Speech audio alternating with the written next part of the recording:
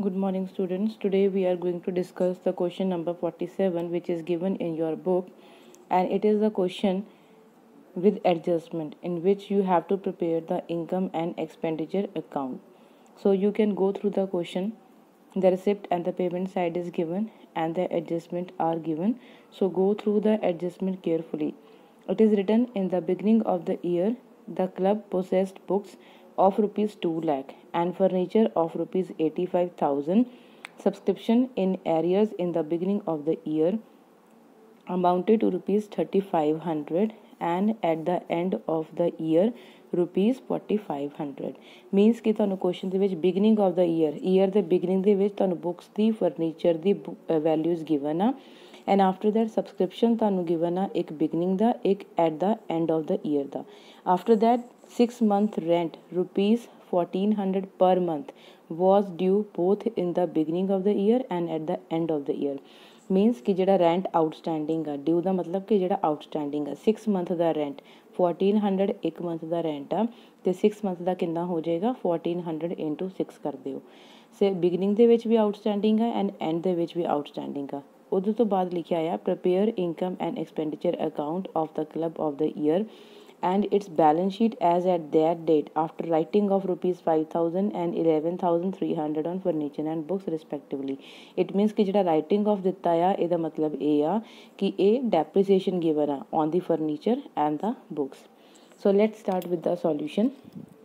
Here is the income and expenditure account. So first of all we have written the rent given ਸੀਗਾ and outstanding in the beginning क्योंकि 1400 ਇੱਕ month ਦਾ ਆ ਸੋ 6 month ਦਾ ਕਿੰਨਾ ਆ ਜਾਏਗਾ 8400 outstanding in the beginning minus ਕਰ ਦਾਂਗੇ and outstanding at the and plus ਕਰ ਦਾਂਗੇ after that wages electricity charges then honorarium is given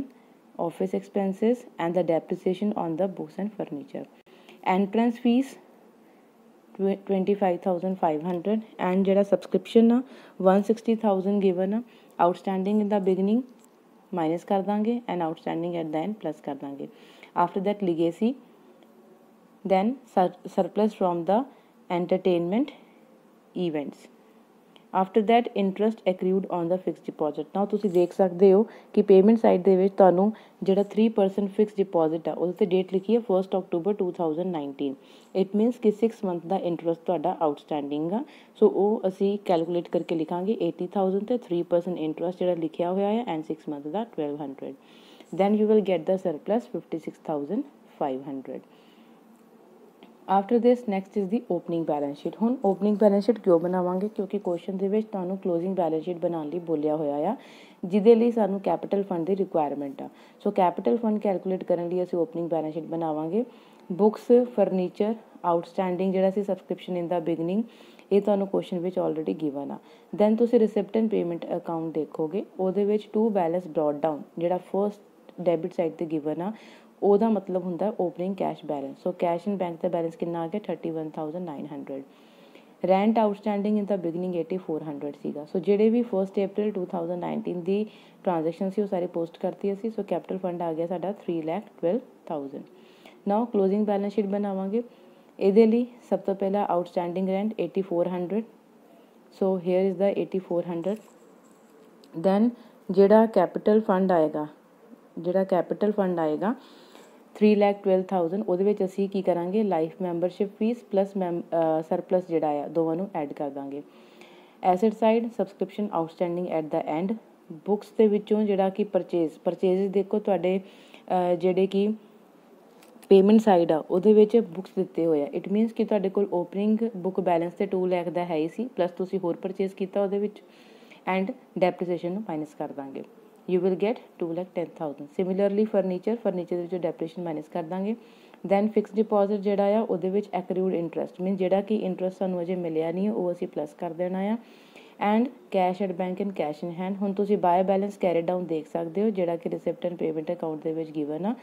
by side ਤੇ ਉਹ ਕਲੋਜ਼ਿੰਗ ਕੈਸ਼ ਬੈਲੈਂਸ ਆ ਸੋ ਉਹ ਵੀ ਅਸੀਂ ਲਿਖ ਦਿੱਤਾ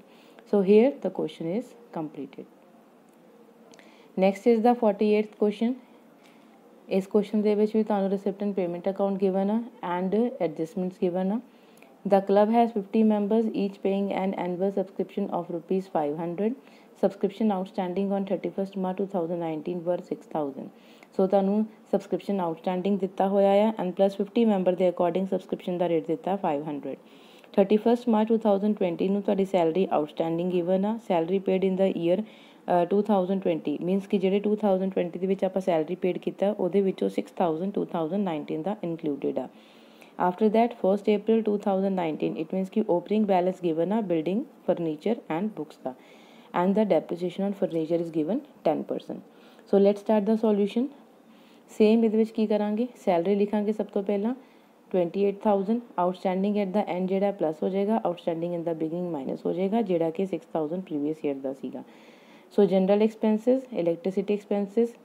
newspapers and plus depreciation on the furniture, ਕਿਉਂਕਿ ਫਰਨੀਚਰ ਦੇਖੋ ਜਿਹੜੀ ਐਡਜਸਟਮੈਂਟ ਆ ਉਹ ਵੀ ਅਸੀਂ ਦੇਖਣਾ ਹੈ. ਫਰਨੀਚਰ ਜਿਹੜਾ ਐਸੈਟ ਆ ਉਹ ਅਸੀਂ ਇਨਕਮ ਐਂਡ ਐਕਸਪੈਂਡੀਚਰ ਅਕਾਊਂਟ ਵਿੱਚ ਨਹੀਂ ਲਿਖਾਂਗੇ,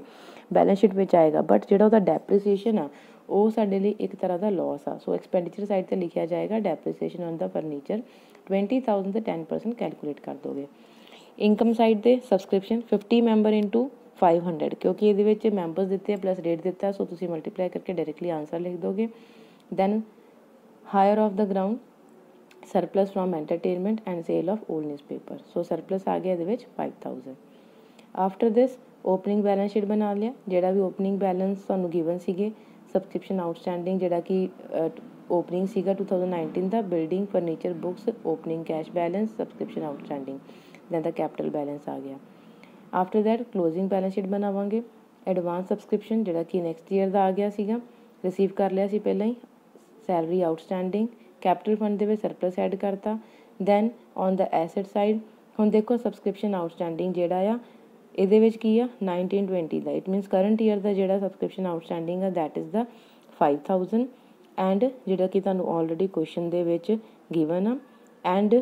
2018-19 ਦਾ ਉਹਦੇ ਵਿੱਚ ਦੇਖੋ 6000 ਸੀਗਾ ਜਿਹਦੇ ਵਿੱਚੋਂ ਅਸੀਂ 4000 ਰਿਸੀਵ ਕਰ ਲਿਆ ਹੋਇਆ ਆ, ਠੀਕ ਹੈ. ਸੋ 1000 ਆਊਟਸਟੈਂਡਿੰਗ ਰਹਿ ਗਿਆ 6000. Then is the building and the furniture, furniture ਵਿੱਚ ਡੈਪਰੀਸ਼ਨ ਮਾਈਨਸ ਕਰਤਾ ਐਂਡ ਬੁੱਕਸ, ਬੁੱਕਸ ਦੇ ਵਿੱਚ ਪਰਚੇਜ਼ਸ ਪਲੱਸ ਕਰ ਦੇਣੇ ਆ and then closing cash balance asset side 'ਤੇ ਲਿਖ ਦੇਣਾ ਆ. So here the question is completed.